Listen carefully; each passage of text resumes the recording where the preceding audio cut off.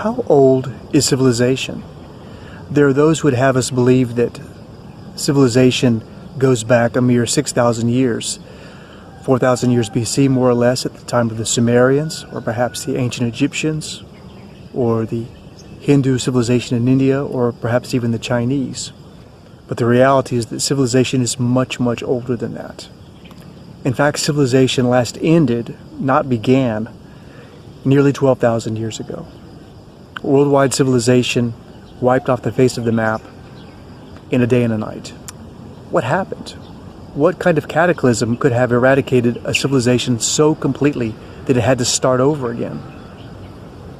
We're going to find out right now. As I mentioned in part 1 of this mini-series, The End of Civilization, which I recommend you watch or listen to first, the proof of a great flood exists on so many different levels, whether it's telltale geographical and geological remainders, or oral traditions of 600 different groups of people spread across the planet Earth. Astronomical data, geographical shifts, geological formations, and evidence of destruction like the black mat have been retrieved from all over the world. Also, fossils that were affected by the impact and by the extreme level of iron in the atmosphere. So, there are many, many so-called smoking guns that prove that the Great Flood did happen, and are even very exact in agreement of the date, 9,600 years before Christ. And this is very precise, give or take about 50 years. But we're not here to merely talk about persistent and worldwide folklore. In fact, a staggering amount of evidence has been found, and it would be untrue to say that it was only discovered recently. It's been hiding in plain sight since it was put there by the flood, in exactly the place where it was supposed to be. And the evidence is so irrefutable and amazing that in the beginning I thought surely there must be some kind of conspiracy to hide this from people. In other words, for people not to know that there is a huge and easily visible and visitable relic from the Great Flood that rests in plain sight. Definitely not a myth. So why don't more people know about this? We'll get to that in a bit. Of course, if we're talking about the Great Flood, then we have to discuss Noah and his ark. But although most Christians or Westerners know of the Judeo-Christian recounting of Noah and the flood, the truth is, this is neither the best nor the most complete, nor indeed the earliest of the written recounts of the Great Flood and Noah. For example, in the Jewish tradition, the book of Genesis, chapters 6 to 9, briefly talk about the flood. Similarly, both the flood and Noah's Ark are mentioned in the book of Enoch and the Jubilees, but these are predated by a more complete version by the Sumerians. So the earliest extant flood legend that we know of is contained in the fragmentary Sumerian Genesis, datable by its scripts to the 17th century BC. Similarly, in the Epic of Atrahasis, and also, perhaps more famously, in the Epic of Gilgamesh. So just with the Sumerians, we have 3 older versions of the flood story, and they are more complete than the fragmentary Jewish ones. But why did Noah build the ark, and how did he build it? For Noah to undertake such a massive enterprise, building a wooden ship 515 feet in length, which is 157 meters in length, half the size of a modern aircraft carrier, he must have had a very good reason. Besides the back-breaking toil and expense, also doubtless he was labeled a madman by his contemporaries in a project that doubtless took decades to finish. So the question is why? As mentioned in part 1 of this 3-part miniseries, Sir Fred Hoyle, professor of astronomy at Cambridge University, and other scientists postulated that fragments of a very large comet about 100 miles in diameter entered Earth's orbit about 20,000 years ago, ergo 18,000 BC. This comet stayed nearly for 8,000 years without doing harm until it disintegrated into fragments, 8 to 10 of which collided with the Earth in North America, South America, Europe, and as far east as Syria. The penultimate event being the 4-kilometer wide meteor piece that slammed into the North American continental shelf and caused the younger Dryas Ice Age that interrupted the previously warm climate, and consequently another fragment of the disintegrating meteor would have been the one that, in Noah's time, some 1,100 years later, caused the Great Deluge. According to the book of Genesis account, Noah received messages and instructions from the Creator to build his ark. Another possibility that doesn't exclude the former reasons, but perhaps supports them, is a purely scientific one, as Noah was not merely a holy man and master shipbuilder, but a wise and learned man in general. Besides divine warning, it's likely that Noah knew of the asteroid ominously hovering in the Earth's atmosphere since 8,000 years previously, and had his reasons to believe that yet another piece would soon break off and cause more devastation. For starters, He was also a zoologist, an expert of animal husbandry, if one believes the Genesis account. And indeed, this is supported by other evidence we shall see later. Furthermore, he was an obviously masterful sailor as well to have safely navigated the greatest flood in literally the last 12,000 years, and to have successfully found the only appropriate mountaintop moorage point in the region. A formidable feat indeed. Sailing skills of this caliber require an extensive knowledge of not only wind, currents, and geography, but more tellingly of stellar navigation, implying an intimate knowledge of the stars and ostensibly astronomy. Hence, it's my belief that as an obviously multi-skilled and learned man, Noah, from a purely scientific point of view, would have known of the asteroid's decaying irregular orbit and made provisions to build the ark. So, what telltale signs could have warned Noah of impending disaster? Just how could he have carried out such a monumental undertaking, and where would Noah have found a place suitable to build the immense ark? I'd really like to know what you think about what skills Noah must have had to build the ark, and if he could have done it with just the help of his family. And was the ark really designed to house many species of animals? Or was that just fanciful thinking? What do you think? Please comment below. I'd love to hear from you. And while you're here, if you're getting some value from this content so far, take the chance and go ahead and like and subscribe. Click that like button and also ring the bell so you'll be the first to know when we have new content. Thanks. Just where did Noah build the ark? According to Sumerian texts, Noah lived in what are now the ruins of an ancient city called Shuruppak. In his epic, the hero king Gilgamesh cites pre-flood Shuruppak as being then on the bank of the Euphrates River, and this indicates that pre-flood Shuruppak was a river port and an entrepot some 200 miles upstream from salt water. River ports normally were commercial centers and boat building and repair centers. Pre-flood Shuruppak may well have had some kind of shipbuilding and repair industry. This would certainly have been an appropriate place for the construction of the ark, and the city, one would imagine, would have been replete with skilled shipbuilding laborers for hire. Pre-flood Shuruppak and on top of it post-flood Shuruppak are located at approximately 31 degrees 47 minutes north latitude and 45 degrees 35 minutes east longitude. This archaeological site is 125 miles southeast of Baghdad. It is also 220 miles north-northeast of any salt water, the Persian Gulf in this case, and Kuwait. It's believed that the comet we spoke of before struck the Indian Ocean, our planet's second largest ocean, containing some 23% of the world's surface water, almost 30 million cubic miles of salt water, and with an average depth of 10,500 feet. A disaster of this magnitude that happened 9,650 BC is simply unimaginable. Just to put things in perspective, the 2004 Indian Ocean tsunami killed 228,000 people, and the peak wave height, as recorded in Aceh, which is Sumatra, Indonesia, was between 20 and 30 meters, which is between 65 and 100 feet height. Devastating, obviously. But after the 2004 tsunami in the Indian Ocean area, civilization continued, in spite of horrendous damage. So how bad was the flood truly in 9,650 BC to have ended a civilization that had already evolved for thousands of years?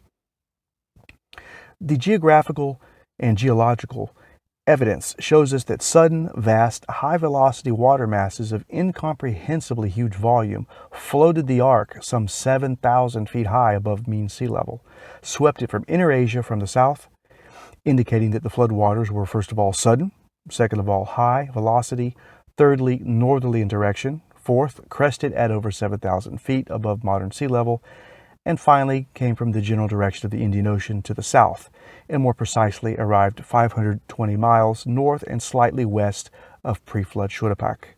Recounted somewhat vaguely as per the book of Genesis, the ark came to rest somewhere in the Mount Ararat region after nearly a year waiting for the waters to subside. Ararat is actually the Hebrew equivalent of an Assyrian word, Urartu, referring to an ancient country of Southwest Asia mentioned by Assyrians from the early 13th century BC. This ancient land being spread across what is present-day Turkey, parts of Armenia, and Iran. Although there's irrefutable proof of the deluge itself, is there any actual proof that Noah really did build an ark as described in Assyrian, Sumerian, and Jewish texts? For over 50 years, modern man has been systematically looking for Noah's ark on either greater or lesser Mount Ararat. If it's been found, how is it possible that the whole world doesn't know? The answer when we come back from this short break. Ironically, a lot of people do know about the Ark and its final resting place, but incredibly, in the United States and many European countries, people have zero knowledge about this mind-blowing archaeological site that has been visited literally since prehistoric times. The Ark's ruins are not exactly being hidden from anybody, nor is there any real mystery. And I think the reason for this general lack of knowledge of an artifact that gives conclusive evidence of both the flood and its relation to prehistoric civilized man is due to the fact that if it's given any news time at all, probably 5 minutes or so, and even that is extremely rare, it's presented as being a novelty. It's been relegated to an "isn't that interesting, but it's not conclusive" kind of thing. This is patently untrue. The archaeological artifact giving evidence of the Great Flood and man's involvement in it is very conclusive. I hope to make it abundantly clear how the artifact in question is obviously a relic from the flood, and I shall get into great detail to show why the evidence is overwhelmingly conclusive. But first, I'd like to offer my personal observation about one of the reasons that this site and artifact are not more widely known. Although I'm not saying that the omission or cover-up is exactly a conspiracy, but let's be honest, mainstream historians, the ones who dictate what children are taught in school, do not want to rewrite history. They're quite cozy in their comfort zone as they have been for the last 175 years or so, never mind that it amounts to merely trying to make the square peg fit into the round hole. Because to acknowledge the glaring evidence raises some very inconvenient questions to historians about having to rewrite history books in the vein of, well, apparently Sumeria in 4000 BC was not the beginning because there was advanced civilization that existed at least 6,000 years before that. Indeed, despite the glaring evidence, mainstream historians refuse to acknowledge that the flood has indeed been proven. Nor do they wish to acknowledge that there was a prehistoric advanced civilization 11,600 years ago at the time of the flood that existed and was completely wiped out. This is something that people don't want to think about. This is scary, to think that huge and flourishing civilizations that had existed for thousands of years could be wiped out literally in a day and a night. And although I did mention a sort of conspiracy by historians and archaeologists to discount the flood as a real event, I have to say that an additional obstacle is because, interestingly, Christians, Jews, and Muslims, who all share the same belief in Noah and the Great Flood, and who should be the most excited about the Ark having been found, are basically unimpressed because they already believe that it existed. That being so, they apparently don't bother to inform themselves that the Ark was found, because they always believed the Bible, Torah, or Quran's account of it, in any case. In summary, to Judeo-Christians and Muslims, the fact that the Ark was found seems to result in a mere shrug of the shoulders and attitude of, sure, and I don't need to see it to believe it. On the flip side of this coin, when some news report might mention that the Ark was possibly found, etc., the people who discount or who dismiss the book of Genesis account of the flood as being a myth surely think something like, oh, they found a few pieces of wood, so they're saying that it's the Ark. So they're also dismissive of the Arks having been found for exactly the opposite reason of the Christians. These two opposite attitudes, those who always believed without proof and those who can't be bothered to check the proof, have resulted in the fact that general knowledge of the Ark's discovery and location falls between the cracks. The fact is the Ark was found, not surprisingly, exactly where it was supposed to be, Nisir, stated and restated 5 times in the Epic of Gilgamesh as, quote, the place where the Ark was finally moored, unquote. Probably indicating mooring the vessel was a very difficult and dangerous endeavor. As mentioned earlier, this happened about 9,650 years before Christ, and was already ancient during the writing of the Epic of Gilgamesh. The location of the ancient Nisir is found in modern Turkey. The village slightly above the Ark is currently called Uzungili, Bayburt province in Turkey. The Ark site is located at 39 degrees 50 minutes north latitude and 43 degrees 45 minutes east longitude. It is 2 miles north of the Turco-Iranian border. As the crow flies, this site is 10.5 miles southeast of Doğubayazıt and is 18 miles and within a degree or two south from the top of Mount Ararat, which is the largest volcanic cone on the continent of Asia, elevation 16,946 feet. 15 and 20 degree grades are normal in the lower mountain of Mount Nisir, in which there is one small 10-acre flat bench where the village Uzungili Nasar, the namesake of Mount Nisir, is located, and nearby the Ark. The location called Nisir is cognate with Nasar, the name of this village for several thousand years. In the 1950s, the village's name was changed to Uzungili, which in Kurdish tradition also has overtones of the Ark's story. So the Ark's current elevation of 6,300 feet is several hundred feet below the Ark's original moorage as reported in the Epic of Gilgamesh. Indeed, the Ark was once situated somewhat higher up the mountain, but was brought to rest at its current location due to later mud or lava flow impaling it on a rock outcropping. Therefore, the Ark is about 300 feet above sea level, and its neighboring village, currently Uzungili, previously known as Nisir, as per Sumerian records, has a population of 164 persons as of 2010. Clearly, the location of the Ark is not exactly a secret. Over 2,330 years ago, it was noted, and I quote, "It is said that there is still some part of the ship in Armenia, at a mountain of the Chordaeans, and that people carry off pieces of the bitumen, which they take away and use as amulets for the averting of mischiefs." Unquote. This was said by Berosus the Chaldean at 290 BC. Certainly the Ark's locale was well known to local inhabitants since ancient days, from the time of the biblical villain Nimrod, whose graffiti mark is inscribed there on an anchor stone, to later Christian Templar pilgrims leaving their distinctive cross etched on the anchor stone as well, perhaps on a sojourn during their duties in the Levant and Anatolia. During the Crusades, the Ark became both a pilgrimage welcoming center and a thriving tourist trade of sorts was established even thousands of years ago, with guides showing pilgrims visitors the site and there being souvenirs and trinkets for sale on site. This was proved as ancient relics of this tourist trade have been found nearby since 2001, including pot shards featuring ancient local artwork of a man, presumably the artist's interpretation of Noah, hammering together planks of wood for a ship, as well as a Noah-type figure releasing a dove. Also, commented by then well-known ancient contemporary writer in the 1st century AD, and I quote, "The Ark's remains are shown here, Nisir, by its inhabitants to this day," unquote. Flavius Josephus. But when was the first modern official encounter? Well, a large structure resembling what could be the Ark was first spotted on Doomsday Mountain near Ararat in Turkey by Francis Gary Powers via aerial photography in 1959 and published in Life magazine. Later, in 1960, the site was visited by a group of archaeologists who erroneously concluded that what clearly seemed to be the Ark from the air was a natural formation. The site was subsequently forgotten or ignored by mainstream scientists. However, the Ark's modern discoverer, Bible archaeology enthusiast Ron Wyatt, first visited the area in 1977. The location was a mountain called Doomsday Mountain, not precisely Ararat, which proved to be the Ark's true location.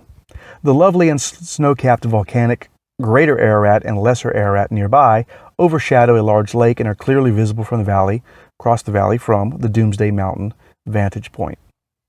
Mount Ararat has a long history of both climbers and explorers searching unsuccessfully for the Ark, but as those two mountains are volcanic, they therefore were indeed not an appropriate place to look for the Ark.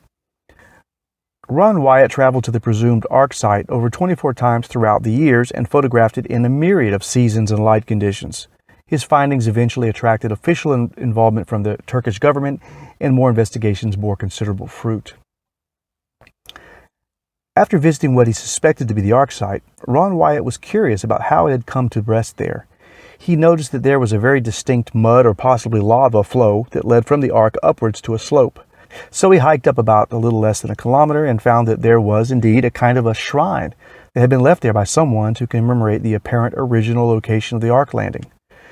Now, this was apparently left a long time previously, because also depicted on the shrine is the landing of the Ark itself, and the view from that vantage point behind the Ark.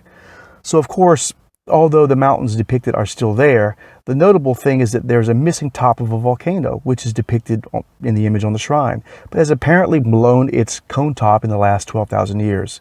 Meaning, the artistic depiction was done a long, long time ago by someone who truly knew where the Ark landed.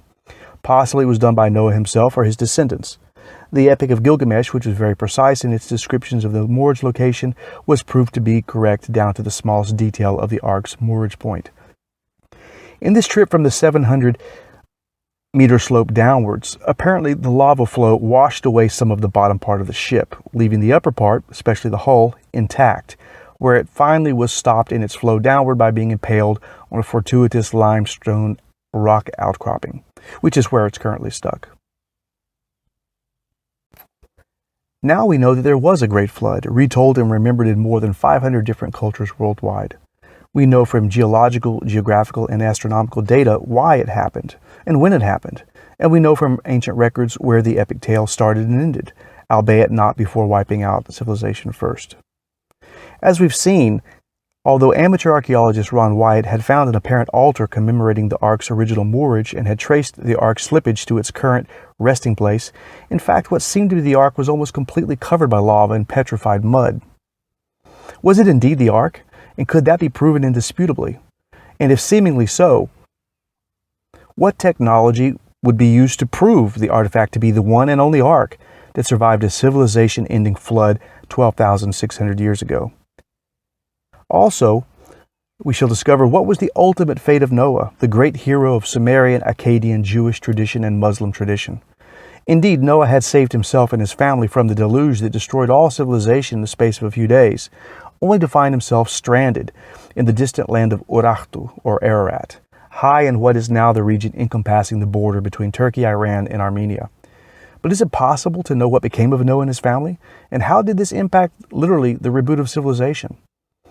We'll find out in the fascinating conclusion to this three-part series, up next, which you can enjoy by clicking on the appropriate link. I'd like to make it clear I researched quite a few sources to show the truth of this great catastrophic event and its artifacts, and I'll cite a few of these sources here. There's very good material on YouTube produced by ArkDiscovery.com and also culled from footage of the 700 Club, the Discovery Channel, ABC TV, the Learning Channel, the History Channel, and various newspapers. Also cited here is creationism.org and lectures by renowned author and explorer Graham Hancock. This is Michael from Pyramids and Prehistory. Hope to see you again for the conclusion of this fascinating topic. Until then, I wish you peace, health, and illumination on your path.